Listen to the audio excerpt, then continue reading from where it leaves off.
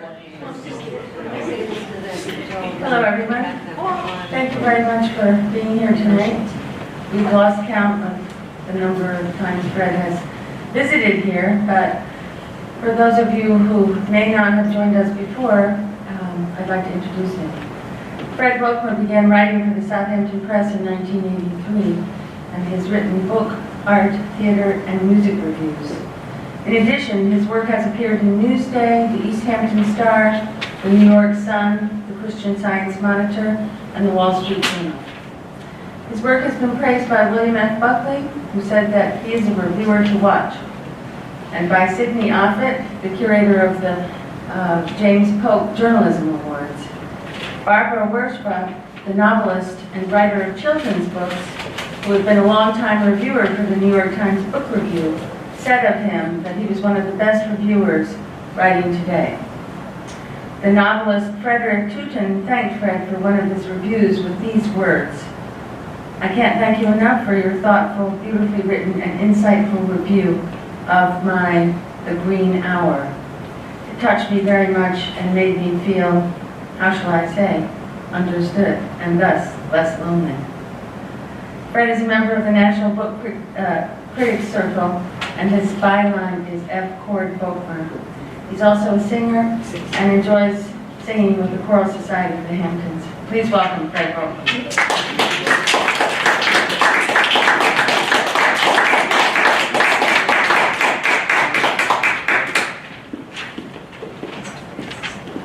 Thank you all very much for coming. Can you hear me now? I'm going to turn it up a little, Fred. Okay.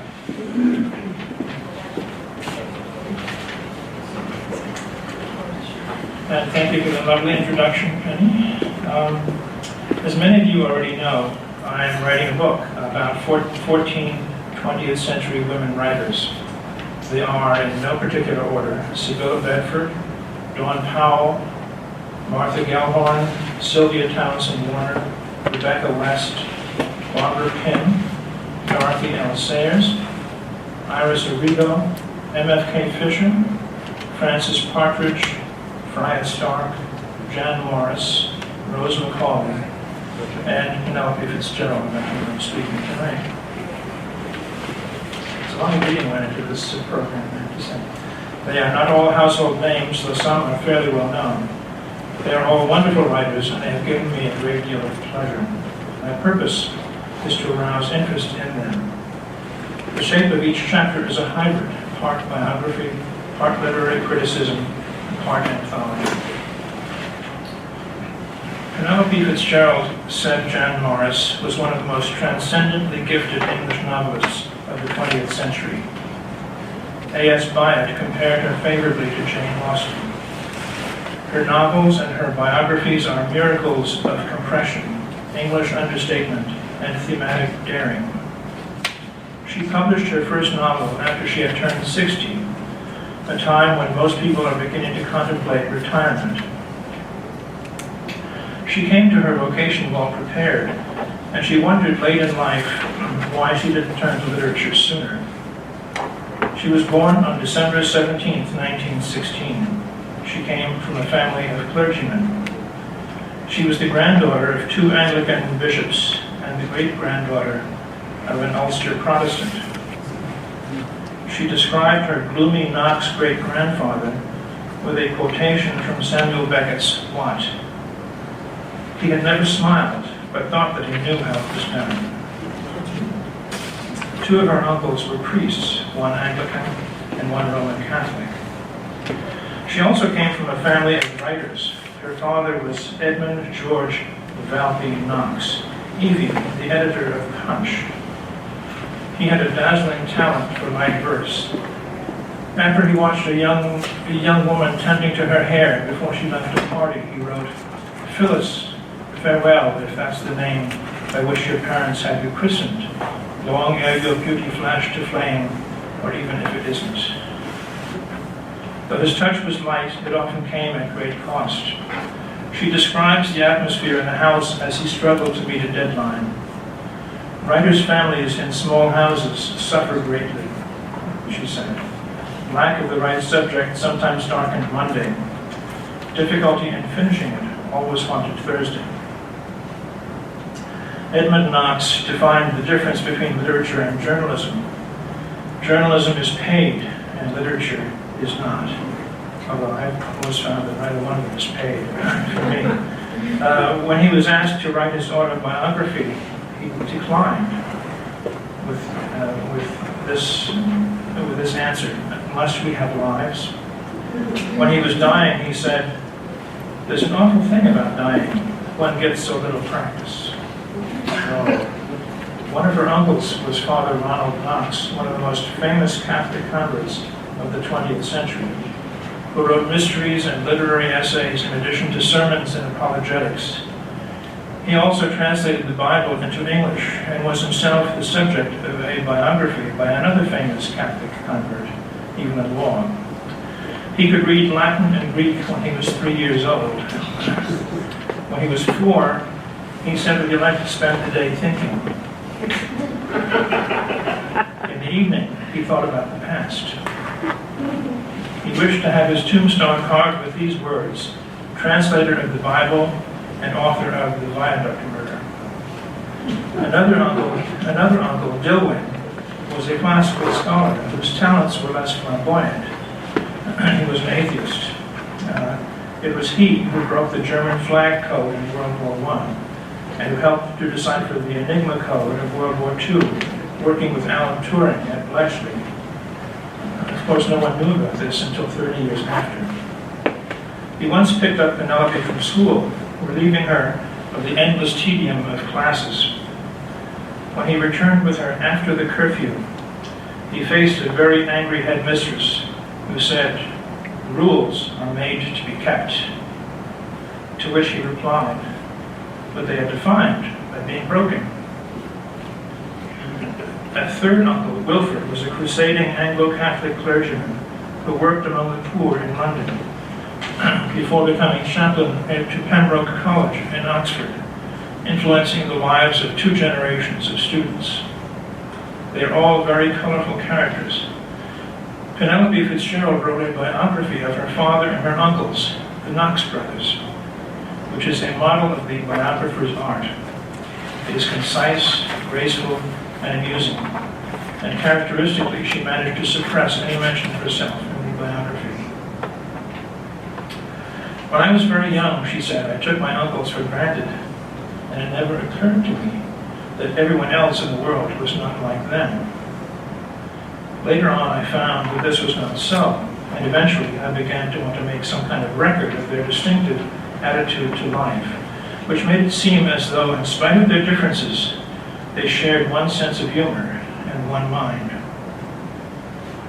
A.S. Byatt said of the Knox brothers that she didn't think she had ever read a better biography.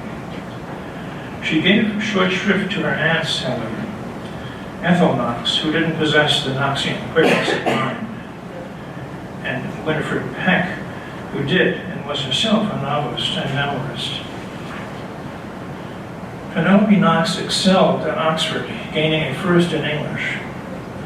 One student remembered her skill at writing the weekly essay. Everyone else wrote essays at length, but Penelope Knox wrote one paragraph, and that was enough. A foretaste of her extraordinary gift for concision.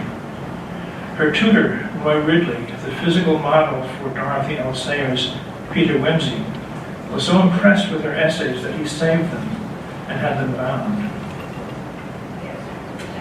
Her tutorial partner remembered vividly what it was like to be taught with Penelope Knox. She was already very much of a character, and she may well have been as formidable to her tutors as she was to her fellow student. We were doing the Romantic Poets with Edmund London, and I would sit in awestruck silence as the two of them carried on their civilized literary conversation. In 1942, she married Desmond Fitzgerald, whom she had met at a party.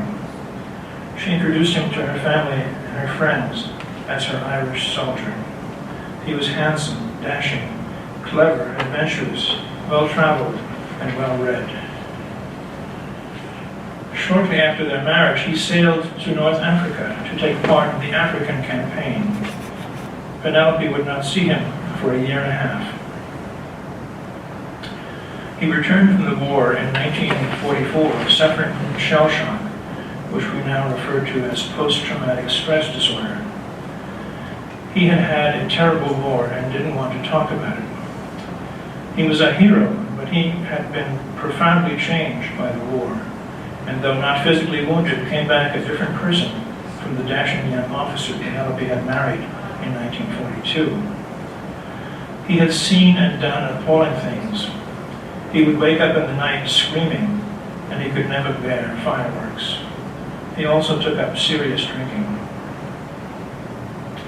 Nevertheless, he did write about the war when he wrote his regimental history, the history of the Irish Guards in the Second World War, which Hermione Lee describes as being remarkably vivid, personal, and dramatic. After Desmond read for the bar and became a barrister, the Fitzgeralds moved to Hampstead. They fit into the social life of the village, which was known for its population of artists and writers. Penelope had been a producer and script doctor for the BBC during the war, and had continued to write scripts after the war. She also wrote reviews for Punch. In August of 1950, Desmond became the editor of a monthly magazine of culture, The World Review. Officially, Desmond was in charge, but many of the editorials were signed by both of them, and many pieces that were ostensibly by him were clearly written by her. She also contributed a signed piece to almost every issue. All of this while she continued to write scripts for the BBC. The list of contributors reads like a who's who of English literature. Bertrand Russell, Robert Conquest, Walter de la Mare, Muriel Spark, Joyce Carey, L.P. Hartley, Patrick Leigh Fermor, and Cyril Connolly. But it also clearly had an international flavor. They also published André Malraux, Albert Camus, Henry Miller, Bernard Malamud, Norman Mailer, and Alberto Moravia.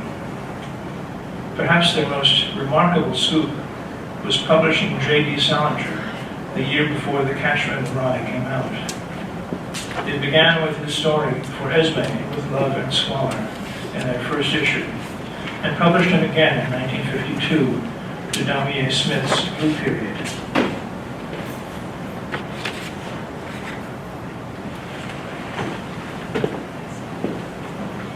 In spite of the high quality of World Review, it failed, leaving them in a state of financial ruin. Penelope's work at the BBC had dried up, and Desmond's long absence from the Inns of Court made it very difficult for him to scour our clients. So he too generated no income. They had terrible arguments about money. They were forced finally to leave their home for non-payment of rent. They moved to Southwold on the Sussex coast, where someone had given them a house to rent.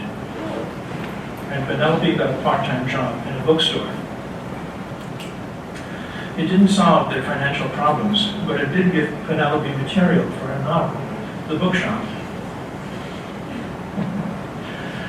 The crux of the conflict at the bookshop is that the bookshop owner, Florence Green, has stocked Nabokov's Lolita, and the local gentry are up in arms.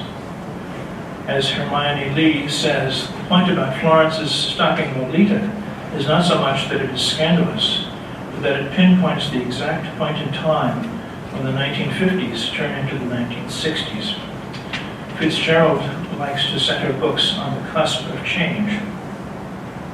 The bookshop uses its small-scale comic plot for a serious moral argument. Florence, even in middle age, is naive. She believes that success must reward effort, and that if you tell the truth and try hard, you will prevail. She is sensitive to beauty. She values kindness above everything, but most of these principles are proved to be ineffectual or self-deceiving. The more ruthless survival of the fittest is really what prevails. She blinded herself, says Fitzgerald, by pretending for a while that human beings are not divided into exterminators and exterminatees, with the former at any given time predominating. The message, given more forcefully and directly in the bookshop, than anywhere else in Fitzgerald's work is something she repeated all her life in her own voice. After Southall, they moved back to London, where Penelope had gotten work teaching in two cramming schools, that is, cramming for university entrance exams. Desmond sold encyclopedias from door to door. The only place they could afford was a rat-infested barge on the Thames. Her daughter remembers that they could only use the bathroom on the outgoing tide. The barge sank twice, the second time completely. After the sinking of the barge, they lived in a shelter for 4 months and then became eligible for public housing, where they lived for the next 11 years in what she described as a squalid council house. Desmond was disbarred shortly after for forging checks to pay for drink. No longer able to practice law, he found a job as a travel agent for cooks, a job he kept until his death. Every weekday, Penelope went doggedly off to work, typically wearing her father's tweed jacket and wearing sensible shoes. Her hair bushy and unkempt, never having received the attentions of a hairdresser, and she was devoid of makeup. As a teacher, she was not always popular and not always kind. One student described her as a beady-eyed hedgehog.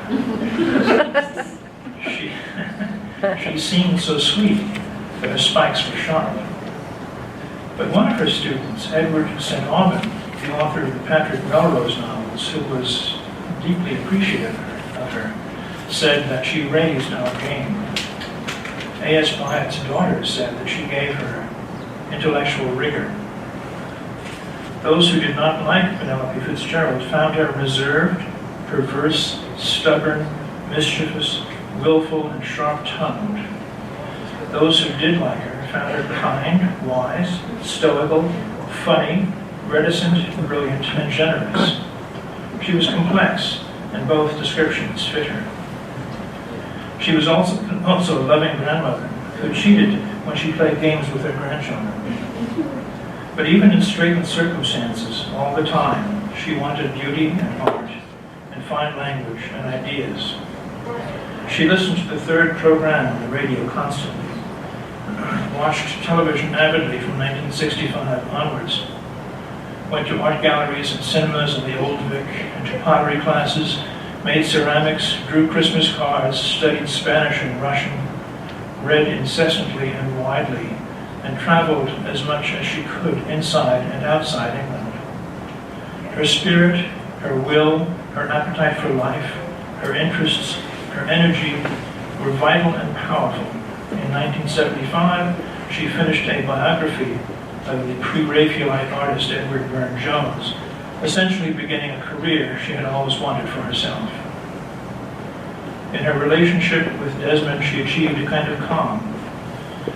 Theirs was an affectionate, forbearing companionship. She said of him that he never had very much luck in his life. In 1976, he died of colon cancer.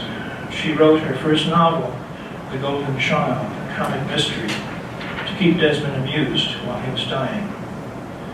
She also wrote it to occupy her mind. Having written 2 books at the same time, her biography of Burne-Jones and The Golden Child, while her husband was dying, and then producing a third, The Knox Brothers, her publisher suggested to her in an offhand comment that she was not a real professional. It rankled.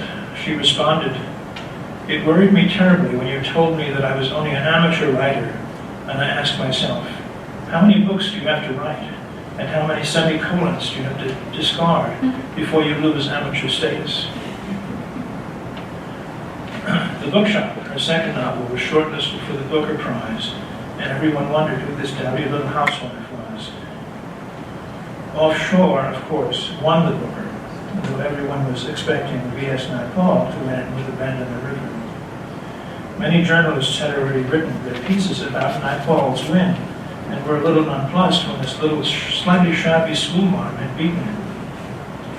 On a talk show afterwards about the Booker Prize, the interviewer barely paid any attention to her.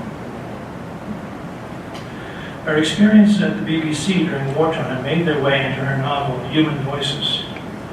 She worked at a school for child actors, and her imagination turned her experiences into At Freddy's.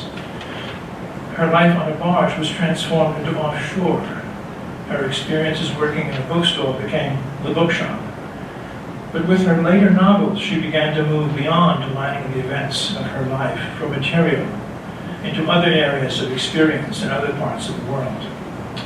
In Innocence, she wrote about 16th and 20th century Italy. The beginning of spring takes place in Russia in 1913, a few years before the revolution. In Gate of Angels, she explored in England before she was born, also at the very beginning of monumental change, not only with the eventual coming of the First World War, but also just before the world of physics, the hero was a physicist, underwent a sea change as well, with the coming of Einstein, Heisenberg, Max Planck, and Niels Bohr, the theory of relativity, and the beginnings of quantum theory.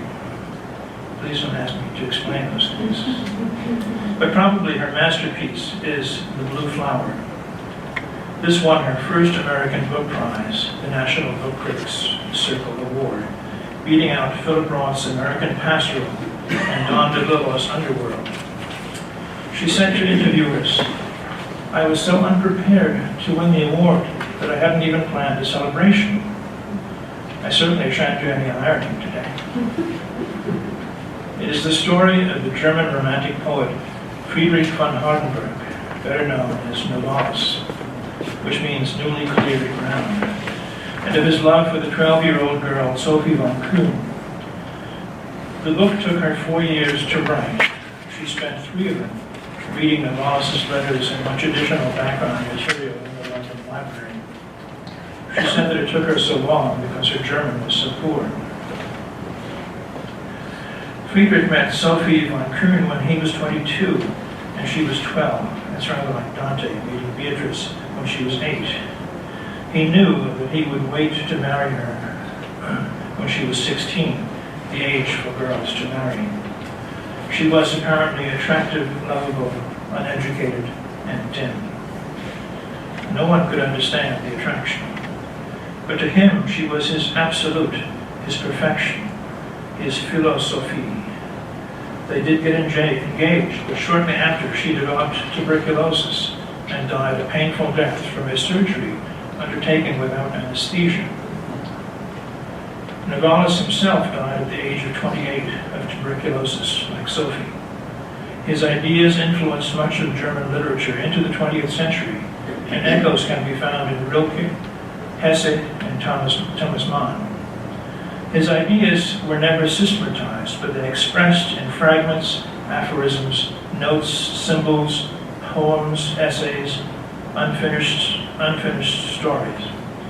It is that fragmentation Fitzgerald captures in the form and tone of The Blue Flower. The book is made up of 55 very short chapters. In spite of the fragmentation of Novalis' work, the underlying theme is unity. He believed in a universal language in which art, nature, and science were all one. He thought of the arts as converging into a single art, with music as the purest of them all. He thought of matter and spirit as one, not as divided. He imagined death as a continuation of life, not a separation from it. He believed in the power of dreams and art to remake the universe. In Novalis' unfinished novel, Heinrich von Ofterdingen, the protagonist, Heinrich, dreams about a blue flower which calls to him and absorbs his attention. Heinrich, though fascinated and completely absorbed with the flower, cannot grasp the meaning of it. The blue flower played a vital part in the long romantic literary tradition of quests for the Holy Grail, magical journeys, dreams, transformations beyond death, and searching for an unattainable love object. But, says Hermione Lee, the blue flower remains out of reach. It can never be found. It can only be sought. It is the embodiment of the German romantic concept, Sehnsucht, an emotion of yearning which cannot be defined or fulfilled, but which is something like nostalgia or homesickness. The blue flower, Fitzgerald explained in the talk she gave about the novel, means what you think it means. It is what you think yourself. What you think yourself. It has what significance you think it has. I don't only mean for novellists, but surely for everyone. And if there's no possibility of reaching it, you must never give up. And even if there's no possibility of reaching it, you must never give up. A.S. Byatt said of the book, Fitzgerald has created the touch, smell, cold, damp, slowness, and tension of a household, its meals, its habits of communication, its laundry, its disputes and intense affections, often in 1 or 2 sentences. Novalis is a kind of innocent, like so many of Fitzgerald's characters, buffeted by chance or fate. She has great sympathy for these characters. She said, I have remained true to my deepest convictions. I mean to the courage of those who are born to be defeated, the weaknesses of the strong, and the tragedy of misunderstandings and missed opportunities, which I have done my best to treat as comedy. For otherwise, how can we manage to bear it? She was politically illiberal, a party that she said disappeared while I was in the kitchen making myself a cup of tea.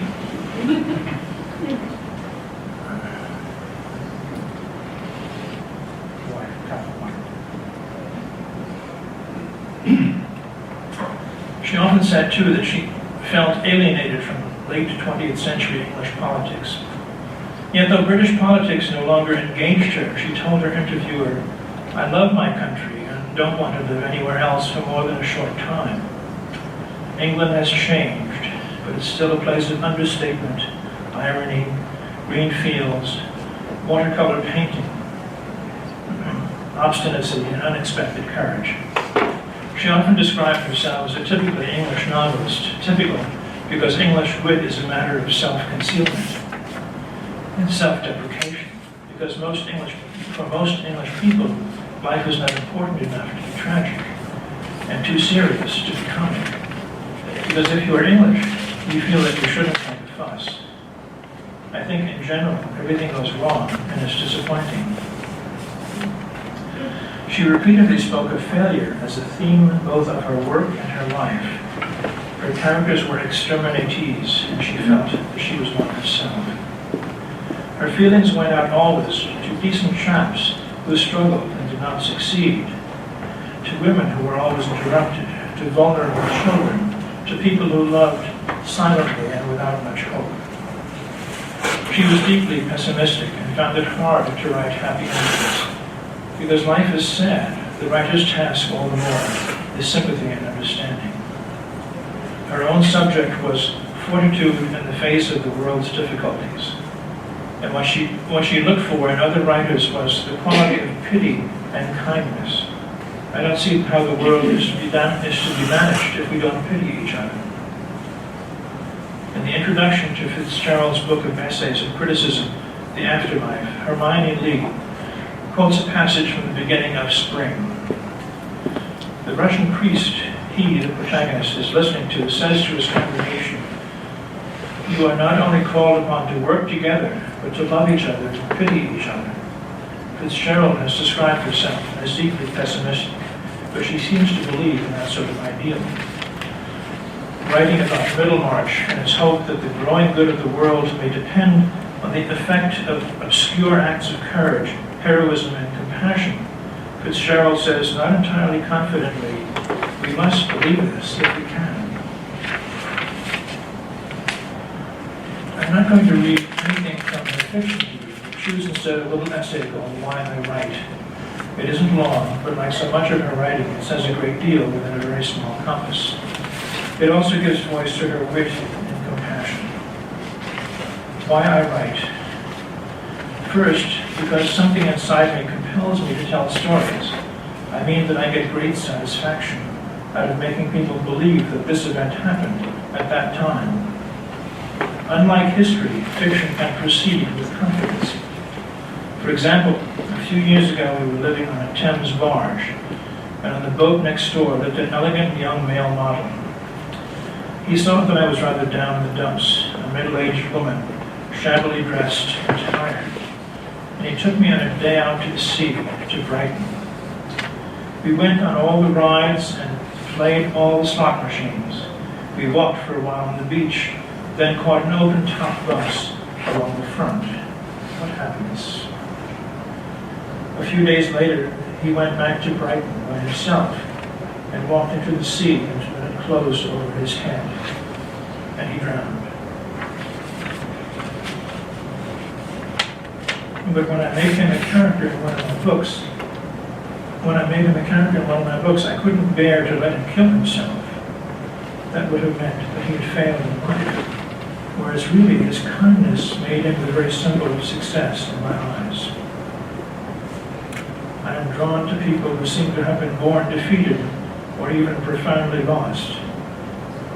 They are ready to assume the conditions the world imposes on them, but they don't manage to submit to them. They are not envious, simply compassless. What I write is to give these people a voice. 3, I write to make money. I think that even today, the most widely held view of the writer is of one who creates something and even makes money out of it, starting from almost nothing, using memory, imagination, time, making marks on paper. He begins by dying of starvation in a garret. Then he buys himself a word processor. And soon he finds himself needing an accountant. In the eyes of the public, he must be either a magician or a fraud. But this unfounded reputation does not upset the right unduly. In a world full of dangers, it is comforting to be considered, even wrongly, a crafty so-and-so. Penelope Fitzgerald died in April of 2000 at the age of 83, writing up until the last week of her life, a crafty so-and-so until the end. Thank you very much.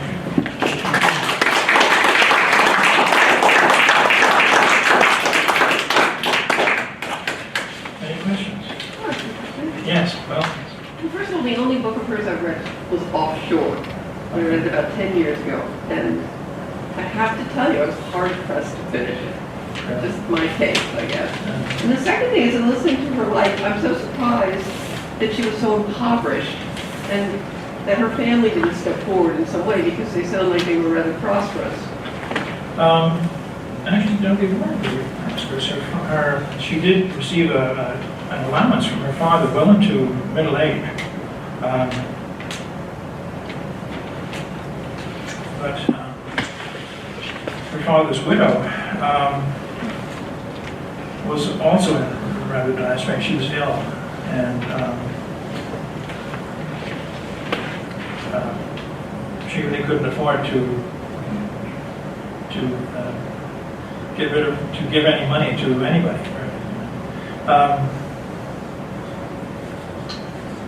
She was, and she was also too proud, I think, to ask. And certainly her husband was too. Her husband, after forging checks, he was absolved of any crime, but he had to pay back what he had stolen. And he borrowed the money from his brother, who never spoke to him again after that.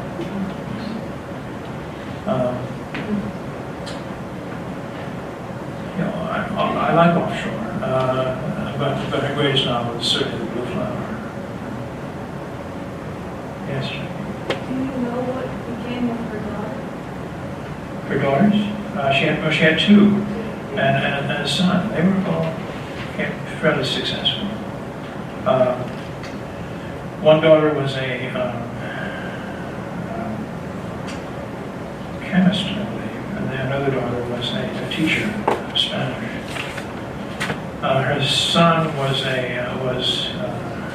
diplomat. He worked in The Hague. Fred, they must still be alive, at least a couple of them. They are still alive, yeah. In fact, her son-in-law edited her correspondence, and I think co-edited her essays. But no, there's still a lot. They're about my age, I guess, which is 39. But,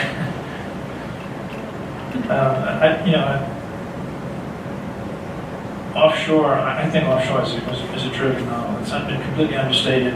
But there's no arguing about taste. But the Blue Flower opens on washing day, and a young man is a friend of Novalis, who is visiting Novalis' family, and it's washing day, and all the laundry comes out. They do laundry 3 times a year, which is hard to even contemplate. But they were more advanced than some families. Only did their laundry once a year. But there's a great deal to do about washing it, and look, it's so lively and so you feel like you're just thrown into this late Enlightenment world. Anyway. But also I'll get to you in a second. But I can't recommend too highly her biography of her uncles, the Knox brothers. That is incredibly amusing and delightful. I'm sorry. The biography of her. Yes. By Hermione Lee. Yeah. It seems like it must have been a mutual admiration society. Yeah. Because she seemed to write earlier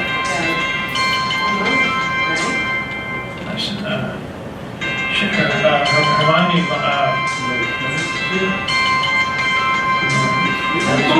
Cell phones? Yeah. Anyway, Hermione Lee was a great fan of Penelope Fitzgerald, and they certainly knew each other, but Penelope didn't know her as well as Hermione came to know Penelope. But she crossed paths with a lot of. A.S. Byatt was one. Her daughter was taught by Penelope Fitzgerald, and she was a great friend of another Penelope Lively, who also writes wonderful novels. Did they call her Penelope or Penny? They called her Penelope. Why don't you do Penelope Lively? Too popular, I'm Fred? tired. I can't. I still have 3 more ladies to do, and at some point, technically the list could go on forever. I mean, there are any number of. Did you ever read anything by Jane Gardner, for instance? Who's a novelist who really appeals to me. She wrote a book called Old Filth, which is about an attorney, a barrister who failed. Filth means failed in London, tried Hong Kong, and he was. She wrote 3 novels. One was Old Filth. The second one was The Man in the Wooden Hat, and the third one was Among Friends. I think it was something like that. Anyway, each novel tells the same story from a different perspective. But really, she's really super. I don't know very much about her. Anyone else? Yes, sure. Yes, right. You're going to say something about Mary McCarthy, Josh. I wrote you doing something on Lydia Davis. She's very much in the news in New Yorker. Yeah. Hermione Lee, in my opinion, is the best critic of Philip Roth. And I'm very curious, that's quite a shift from Philip Roth to your lady. You say nothing about Penelope's literary loves. Did she ever read Roth? The irony, of course, is that The Blue Flower beat out American Pastoral. Yeah, I'm sure she did. I'm sure she did. I was just curious because of Hermione Lee. She was a great fan of American fiction. John Updike. She liked John Updike a great deal. Her own novel, I'm sure she learned a lot as well. I forgot what the question was. I'm just Did she ever wondering, read off, did she ever cite any literary figures whom she thought were influential or important to her, not necessarily as direct influences, like Philip Roth? Like, I can't say that she did, but she may have. Hermione Lee wrote also, she wrote a great biography of Virginia Woolf, also Edith Wharton, another American writer, and I think Willa Cather as well, another American writer.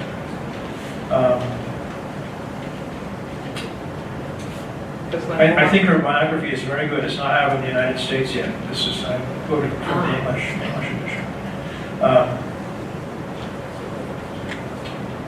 But she does get a few things wrong. Just from a nitpicking point of view, she says that Penelope went to stay in Port Washington, which she says upstate New York, and also that her uncle Ronald Knox translated the New Testament. Well, in fact, Ronald Knox translated the Old Testament as well. But any other questions? Yes. Well, you called her a late bloomer. Yeah. So, she did start to write these things late in life. Yeah. But can you explain a little bit more about, About why she was so late bloomer? Well, she Yeah. wondered herself. But I mean, her life was horrendous, absolutely horrendous. And I can't even imagine trying to write under the conditions in which she lived. Yeah. She certainly was a very good journalist.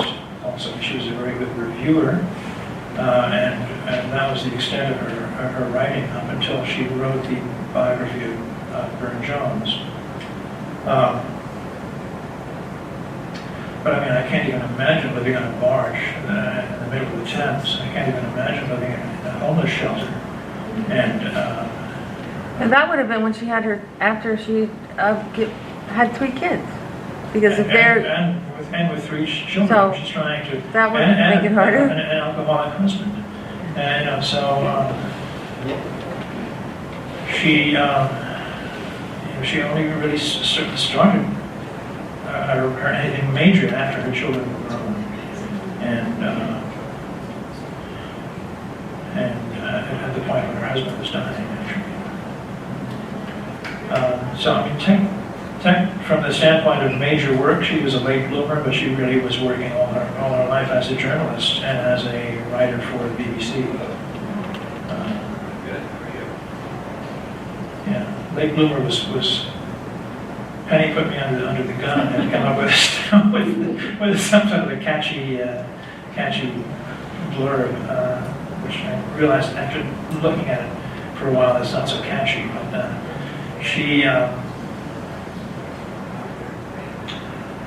she was just an incredible writer, and all of her books are short. They're very, very short, and she managed to say so much in such a small space. Yes, She must have spent a lot of time in the library. All her books, her later books are all about very odd places in different times. Russia. Yeah, when Hemingway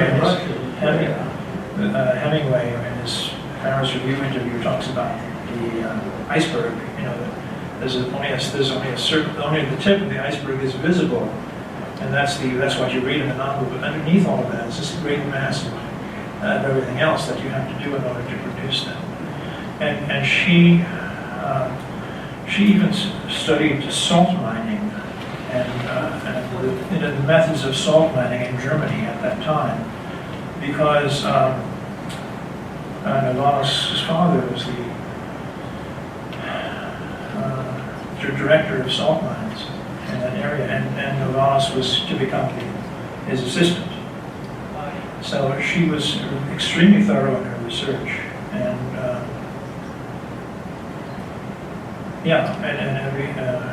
and all of her later books, her earlier books were mostly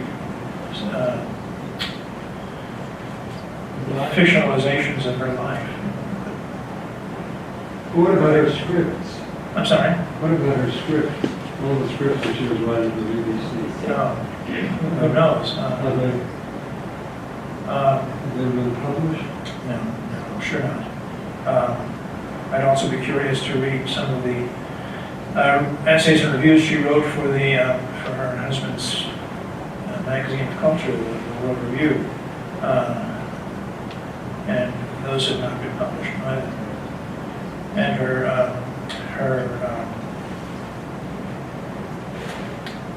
the book that her tutor collected of her college essays.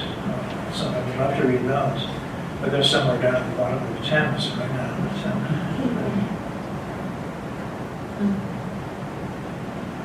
So, anyone else? Yes. You mentioned that she traveled when she could, somewhat abroad. Was any of that travel for research or for the novels that were situated? No, I think she was just curious, and fortunately, or unfortunately, her husband was a travel agent, and so she could travel to foreign places much more affordably than we can. Anyone else? So you really didn't like offshore? Yeah, I mean, it's been 10 years, but I will say that, correct me if I'm wrong, but it's, I think there's a woman and her son, a woman and daughter, and a husband, estranged wife situation on the long time. But that was her life, Yeah, well now And her son, and interestingly enough, her son never appears in that novel. One mother only had 2 daughters, and that was it. And her husband barely makes an appearance. Yes. When you talked about her a little bit being messy and this, that, the other thing, and the interviewer on TV and paid up attention to her. Was she kind of her own worst enemy in being flourishing? Like you expect someone like Hemingway, who was, larger than life. He had a persona, Persona of a good person. Which was, So she wasn't her own best PR person. well, she would like, I said in one of her characters, she thought if she did something well, she would be successful. And she did it well, but she So didn't. she stood behind her work, basically. Yeah. How she, It was not PR. It's just this she was who she was. I don't know if that qualifies as her own being her own worst enemy. She was certainly she was successful in later life. She was a very successful man. I look forward to reading the. Try reading offshore.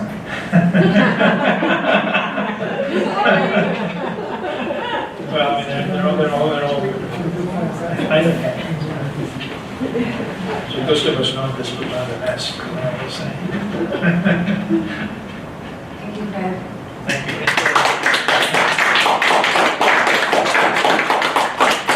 So I guess we'll take a little break, give Fred a chance to gather more material and write it up, and hope that he'll be back in the fall. Yes. We have just 2 things this week coming up. A woman named Lee Carpenter, whose book, 11 Days, got a bit of press when it was published a few months ago. And that's at noon on Wednesday. Don't have any people coming. Hope to see more. And this coming Saturday, a week from tomorrow, 2 days from now, our own personal essay workshop group has asked if they could do a reading. If any of you are interested, you will hear them Saturday at 2 o'clock here. But we'll wait to hear what you have to say next and hope you'll be back. Fred. Thank you enough for doing all the work it takes to do this. Very appreciated by us. Thank you very much. And, Thank you all for coming. right, who's up next? Who's up next? Well, I have three. I have Jan Morris and Freya Stark is one, and who's the other one? Rebecca West. Thank you. So,